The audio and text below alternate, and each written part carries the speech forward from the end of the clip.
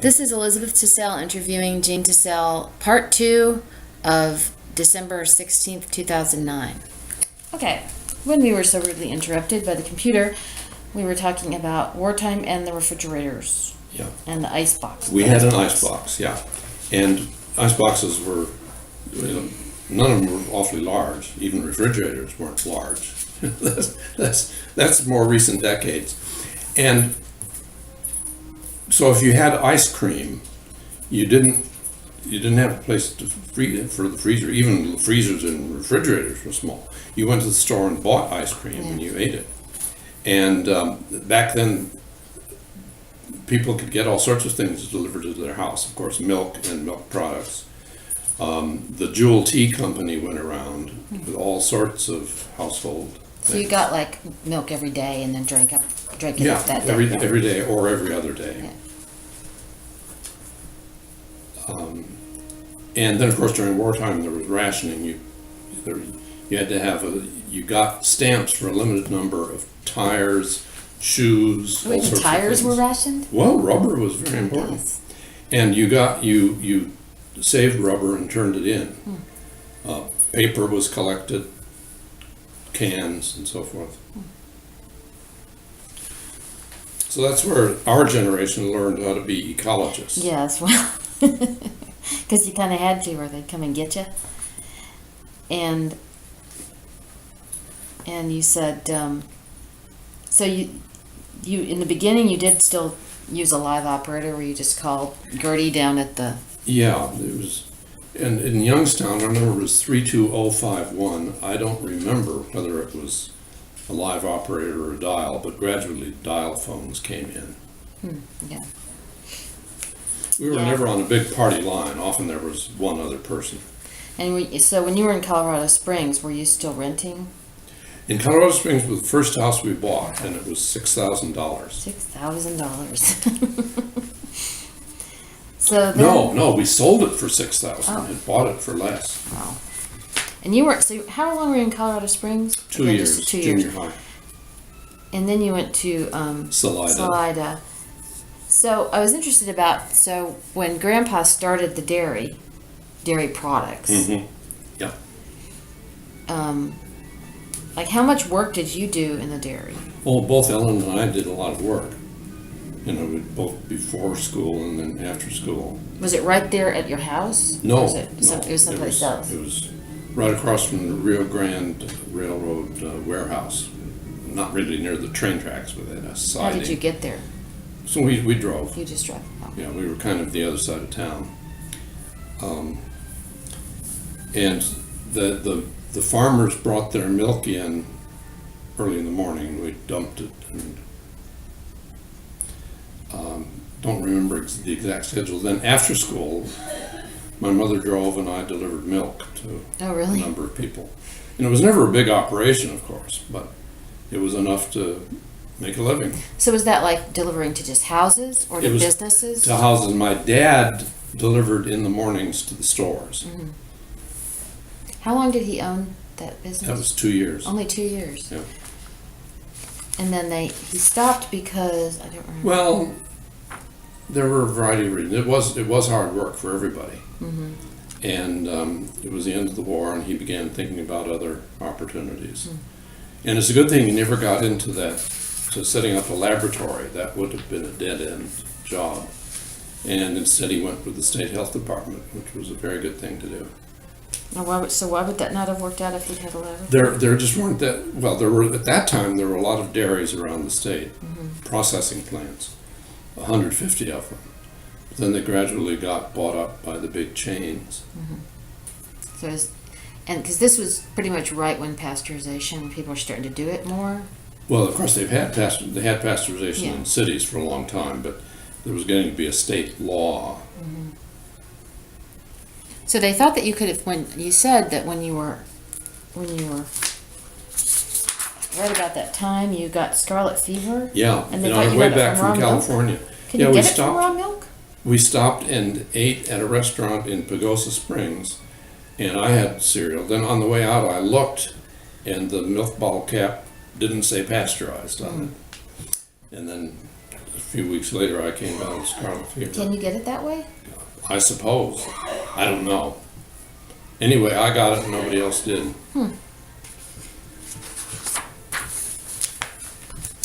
So, that point you were in high school. 9th and 10th grade. 9th and 10th grade. Okay. So, just talk a little bit about what the high school was like, because it sounded... Yeah, Salida was interesting interesting. It's right in the middle of the state. It was developed as a railroad center. The main track of the Rio Grande Railroad went through there. Then there was a narrow gauge spur that went up the mountains to some mines. And there were all sorts of people there, Hispanics and Greeks running restaurants, and people with Slavic names and so forth. And it was a very egalitarian experience. You knew who had money. There was, a lot of the Spanish were still living in adobe houses, but everybody went to the same high school and everybody got along. Wonder why there were so many different nationalities. They were in a fairly small... laborers for building and running the railroads. Oh, I see. And mining, of course. Yeah.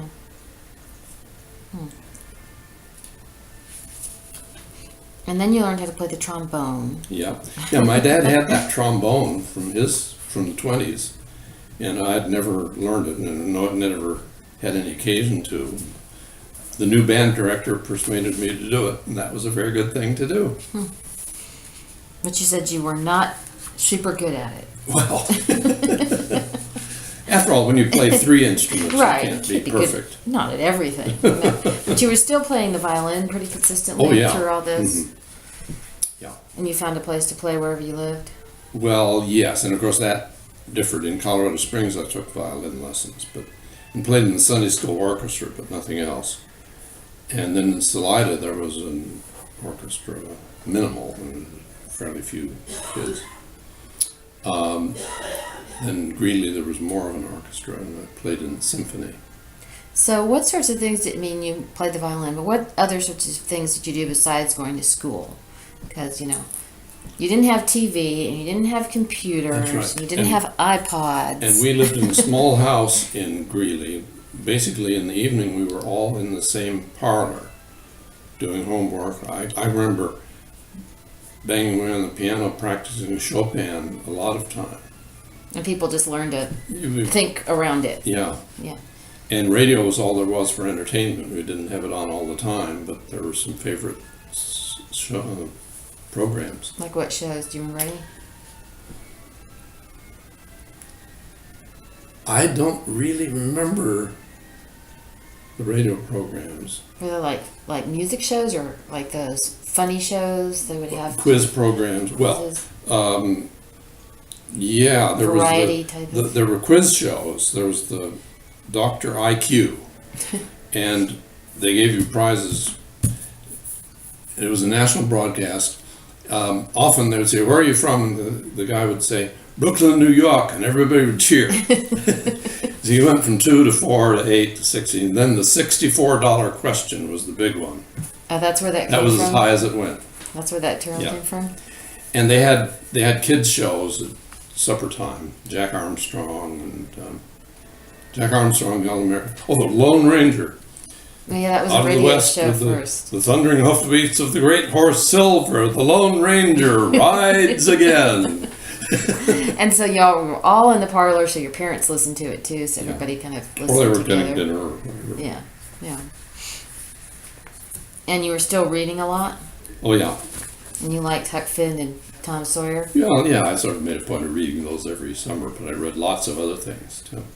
Well, when you used to read them to me and John, you would laugh so hard you'd start laughing before you got to the funny part, and we would sit there and just scream, "What is wrong with you? Stop laughing. We don't know what's funny yet."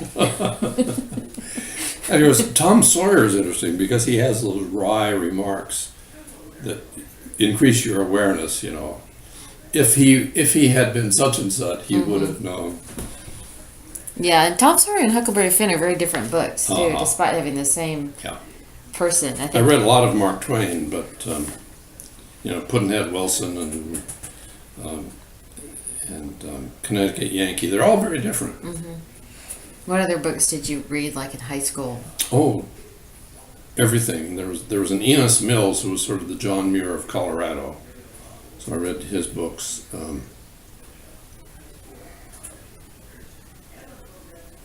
Greeley, I don't know.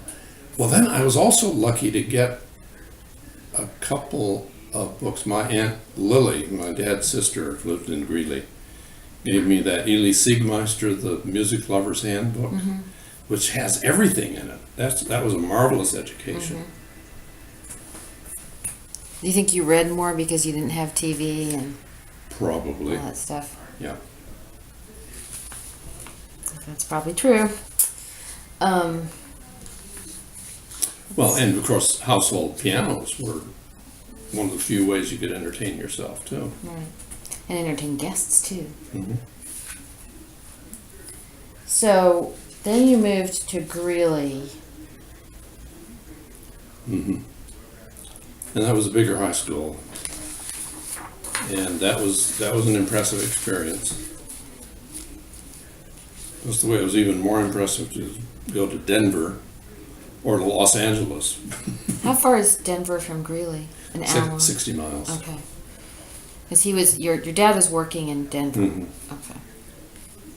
And did you your parents owned a home in Greeley? Yeah. So what was that house like? Was it It bigger? was pretty small. It was a development house, tract house. Did you have your own bedroom? Yeah. But there was one bathroom. That was standard for those days. Yeah. Everybody didn't have to have their own bathroom back in the good old days. So, let's see. So what else about Greeley? Well, that's where I had those reflections on how I feel lucky Oh, in various yeah. ways. Oh yeah, we were all interested in the comment, I did a lot of stupid or ill-advised things while I was growing up, since I tended to be both impulsive and adventuresome. Yeah. I could have caused a lot of serious problems, including injuries, and in these days, lawsuits. Yeah. That didn't happen. Well, it's... Like what? Well, for example, in Colorado Springs, it was gravel roads, and I raced my bike down the hill right near there. I could have run into a car. And then once you start driving, there are all sorts of ways you can have near misses, and could have hit somebody, I suppose. There are all sorts of miscalculations. Doesn't sound very that naughty you to make. me compared to... No, but on the other hand, things do happen to other people. What is it? Fools and saints lead a lucky life or something Yeah. like that. But nothing disastrous. Just the way there are people that say, I made a lot of wrong choices in my life. And it's true that people have all sorts of choices. And you're just lucky not to have made the disastrous wrong choices. Well, that's true, or you just knew enough not to make them. Well, except sometimes you're just lucky too. Yeah.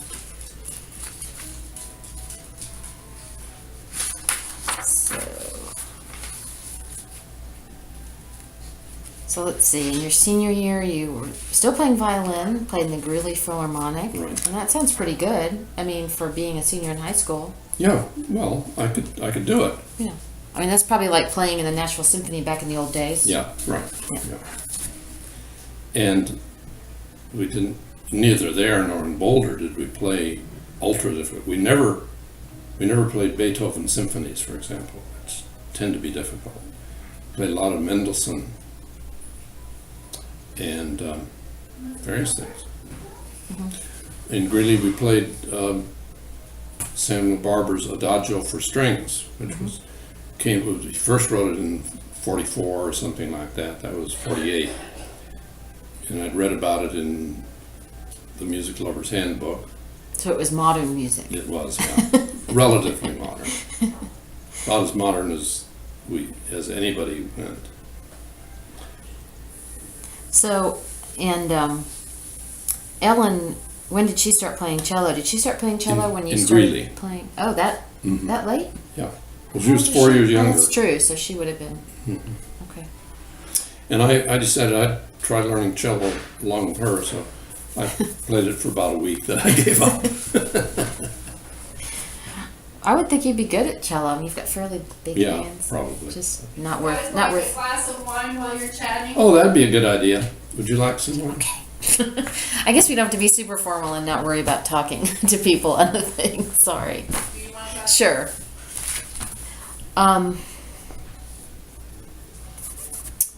Okay.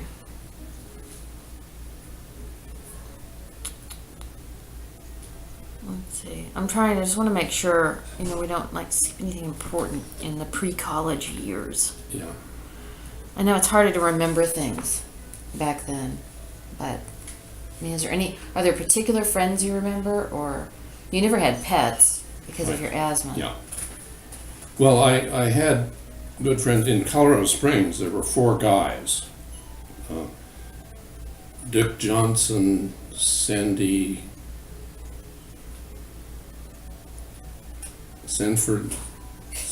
what was his name? Nickel Galbraith and I, we did a lot of things together, scouts and otherwise. Now, did you start dating when you were in high school? Yeah, How many not girls did very you go out actively. with? No. Did you go to your prom? No, but we had there were these Friday night dances that we did with the swing band.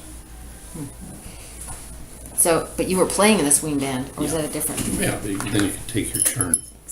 Thank you. So then they would let you You could bow out for a suck little on. while, and Yeah. what was your date doing in the meantime? Dancing with everybody else? Saxophones we could leave together.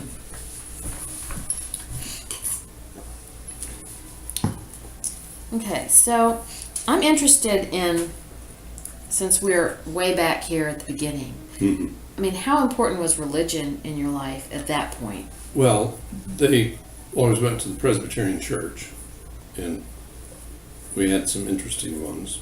Did you go regularly? You went every Yeah, week? It was yeah, pretty. that was sort of the way you did it. Mhm.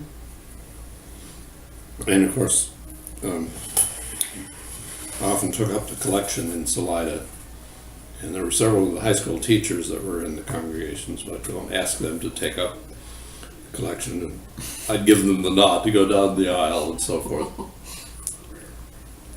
I mean, did it start? Well, When did but- it start sort of being important to you? Well, yeah, it was more in college, and it's always been an intellectual interest too. You know, as I say, I learned that Christianity was more interesting and important when I began studying history and philosophy. What was your major in college? English literature, philosophy, and history. So I've got a dabbling of everything. Yeah. But did you take religious studies type courses? There was a Presbyterian minister taught religion and history, philosophy, and so forth. So we had some, along with of course several vocal Voltairians and Marxists and others. Most of the philosophy faculty was pragmatism, which is a broad designation.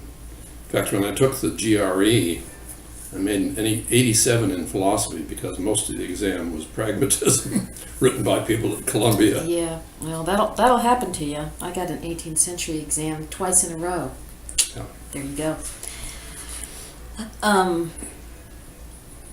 So what made you decide? I mean, I don't want to totally skip over college, but while we're on the Yeah. religion thing, I mean, you were taking this stuff and you're studying philosophy. There wasn't anything else to do. And I remember one time somebody asked me why I was taking Latin, or why I was studying humanities. I said, I might work for the UN or somebody like that. I mean, I didn't have any definite goals. So even like throughout college, you really didn't know what you were doing. Not all that definite, but the ministry was always a possibility, but it was clearly an intellectual interest too, with the philosophy aspect. And I think I've said there that I've always found philosophy and a lot of other things more interesting when reading Latin I studied Latin. In fact, I would sort of spontaneously do Latin poetic lines, and you know how many beats there are. But it was much more fun to read Latin when it was scholastic controversies. So you took Latin in high school, right? Yeah. When did you start taking Greek in college? Actually, I never took Greek in college. I learned it by myself. Of course you did. Going to Princeton Seminary, passed the exam. Who learns Greek by themselves? So I'm not a Greek scholar. Oh, well, you know Greek. I don't really know classical Greek grammar. I don't know Homeric Greek, but I can do well enough on Koine Greek, which is from the time of the New Testament. Did you take Latin all the way through college too? Took 2 years in high school, 2 years in college. Really? Yeah. You seem to know a lot more than that. Well, but that's from using it. I guess, yeah. And of course, Not very many people in the world do use a Latin. lot of rules of grammar you forget unless you're using them all the time. It's easier to remember rules of grammar when it's your own language or when you're writing in it, because then you have to know what the usage is. But I could never be a philologist or a grammarian where you've got to know all those rules just for the sake of knowing them. Right. So in college, like, what classes did you like the most? Well, yeah, let's see. I even took college algebra, and I stayed up too late studying and bombed on the exam, so I didn't come out too well on that. Literature courses I liked. Philosophy was, in a sense, the one with the most continuity, and the director of honors was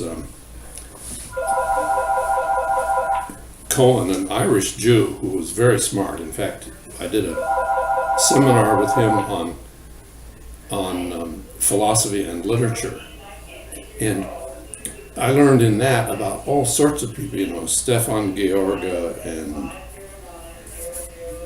D.H. Lawrence, some other Germans, and Pablo Neruda, the Chilean poet, and so forth. I learned about all sorts of things from him. That he had a kind of general knowledge which you would never get except majoring in Spanish. Right. In fact, I sat in on a Spanish course with Spanish ballads one time. Just sat in. How many did you take Spanish? Did you take any other languages? I had a year of Spanish in junior high. So that's, But in college, all you took was Latin? yeah. Do you remember anything, I don't know, like... And in a sense, I didn't have clear goals. It's funny, growing up, I had all sorts of interests, but when I was in Greeley in 11th or 12th grade, I just sort of assumed I was going to go to college and do liberal arts. But as far as what I was going to do, I had a vague remnants of, well, maybe I'll be a forest ranger, because that was a logical thing to do in Salina. Mm-hmm. Well, and I think that's more, seems to me that was more common years ago. The problem now is people feel like they have to know exactly what they're going to do Exactly. their freshman year. Yeah. And the whole point of college should be just messing around like you did until Yeah. something sticks and There, learning a bunch of stuff. There again, I was lucky because I was just sort of wandering through college a lot. A lot of the time, I was reading stuff on my own motivation. I read Florio's translation of Montaigne. When I should have been studying for courses, and I didn't graduate with a straight A average from college, but I had an interesting college experience. What sort of things did you do for fun other than reading Florio? Yeah. He's thinking hard. Well, yeah, there were Did you still various- go hiking or do any of those things? Didn't do an awful lot, although occasionally some friends and I would go hiking. And there were various concert and theater series. Then my senior year in Boulder, I found out for the first time, I hadn't known this before, that we could be volunteer ushers for their series. So I saw Streetcar Named Desire. I saw ballet theater with rodeo on that Appalachian Spring. Kirsten Flagstad. I got in. If I'd known that the other 2 years, I could have seen all sorts of interesting Did you things. work at all during college? Yeah, I worked at Watts Hardy Dairy. Oh, more still at the dairy, huh? Yeah, that's right. That's what you knew. That was something my dad got for me. How much did you have to work? I think it was 10 hours a week. So it was a state school, right? Yeah. So did your Pretty parents low pay the tuition. tuition? Yeah. Actually, every quarter, and it was on the quarter system, I would go in and write an essay for a waiver of tuition fellowship. All you had to do was write an essay? Sweet. Well, you had to keep up your grades. Yeah. It seems like a pretty good deal. Well, that was a motion to go through anyway. It actually seems like college was the longest time you were in one place Well, that's to that point. Right? Yeah. I mean, it was 4 whole years. It was 3 years because I went to summer school. Oh, okay. So I graduated at the age of 20, although going on 21. So then, what prompted you to go to theological seminary? Well, that was a thing to do. That was what looked most interesting. But I mean, what did you and think? I could you're going into the seminary to be a minister, but I mean, up until that point, you really hadn't known what you were going to do. It just seems, it seems like a strange choice. I've been a good church member, but it was an intellectual kind of thing, and there was a lot of, and at that era, there was a lot of intellectual interest in thought from Europe as well as the older traditions and social gospel tradition in America, and then Europe was coming on the scene. Right after the war, there was this feeling of hope. It's the kind of hope that right now the evangelicals feel worldwide. You know, we thought that the World Council of Churches and the dealing with the third world and so forth, there was all sorts of things that could be done. That I think it's so different than it is now because there weren't really so many conservative, just sort of like obsessed. Well, there were conservatives, but they were still an enclave. They had kind of retreated to their own Bible colleges after the Scopes trial in the 20s. And then they reemerged partly during the 50s, but more during the 70s. So, and Billy Graham, of course, began his career in the late 40s. Did you know anybody though who was religious in a different way than you were? No, not really. Yeah. Well, there were evangelicals. The InterVarsity group was thoughtful Orthodox. But not that kind of just aggressive. But you see, Telling what's people what what's to do with their happened lives. sociologically is that mainline Protestantism and tolerant Catholicism and Reformed Judaism were sort of the triple establishment, as Will Herbert called it. And they were politically progressive. They were fighting the Eisenhower administration, trying to get things. Then suddenly in the 60s, there was an opportunity. But then there was backlash. First it was civil rights, then it was the counterculture, then it was the Vietnam War. And it was very clear in 1968, the Time magazine changed its religion editor, for example. And there was a conscious effort to undo the 60s or to delegitimate mainline religion. So that's when they began playing up the religious conservatives, and there was an alliance with the political. So everything has happened since 68. Even in the early 70s, Lewis Powell, the Supreme Court Justice, wrote a notorious paper saying we've just got to start fighting back.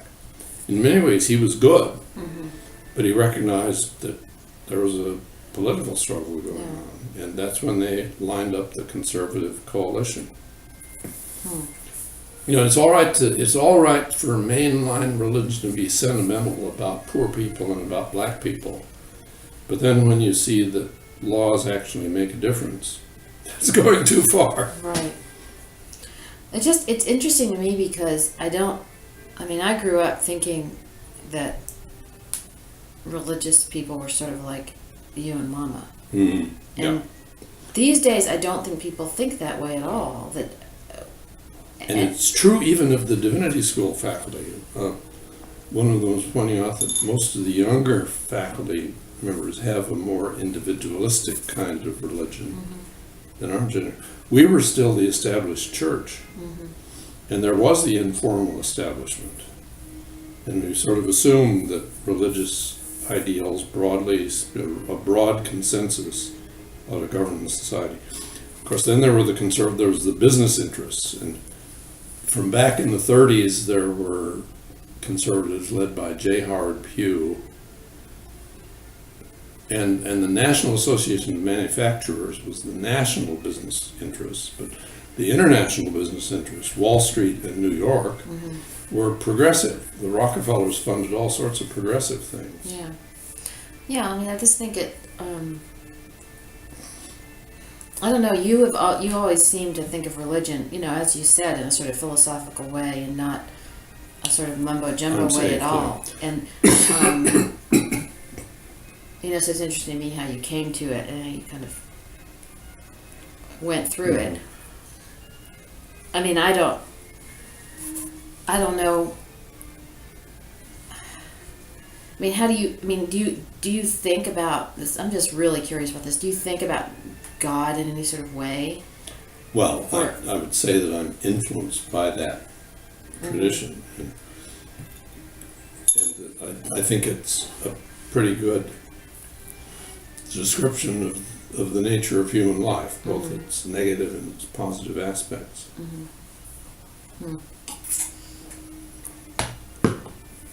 So what was Princeton like? You were there for how long? 3 years. 3 years. And that was a good sampling of all the Presbyterian church. There were California fundies who were very spontaneous. There were Pennsylvania conservatives. Pennsylvania's always been a conservative state. There were liberals of various sorts, and we knew who was a fundie and who was a liberal. But everybody was decent to each other. And so that's a Presbyterian. Yeah. I had no idea. I didn't realize that was only Presbyterian. You see, it's different from the university. And I've got a theory that when you've got two institutions in a town, they develop a binary opposition to each other. They never had a happy relationship, except a few cross-listing courses. Yeah. So. And then going to East Orange was interesting. I was interested in East Orange, and when I leaned forward, the minister could tell that I was interested in urban setting. How long were you there? 3 years. 3 years again. 55 to 58. 2 years, 2 years, 2 Yeah. years, 2 years, and 3 years, 3 years, 3 years. And I can't believe you were, Howard? And then many 40 years here. Linden Avenue, yeah. It finally settled down. Yeah. So East Orange was a very interesting experience. It was it had been an upper middle class suburb. The guy that wrote there's a hymn, God of our fathers, whose almighty hand, and so forth. Da, da, da, da, da, da, da, da, God of our fathers. He was the organist there in 1892 or something. But old suburbs tend to change in their character, so it became a bedroom community with lots of apartments for new commuters to New York. And then blacks were moving in, but very slowly. This was middle-class blacks. So, we often had meetings in these middle-class black homes. Had you really had much to do with African Americans before you? No. Because in Colorado. Not in Colorado. Although in junior high, for example, at a track meet, there was a black guy from probably Colorado Springs High School. A very good runner. And, But it sounds like you had just a few. And, Yeah. and of course, they were no threat. They were very personable. I don't think we had any in Salida. I mean, Greeley. Yeah, you had lots of Mexicans and people from different backgrounds, but just Colorado really wasn't probably on the radar. Well, and of at that course, the point. dirty little secret of northern states is that they didn't allow blacks to immigrate, free or not. Yeah. Okay. Well, let's wind this up because I don't want to get Yeah. too far into the next part. And I know you have Right. someplace to go, so we will pick this up later.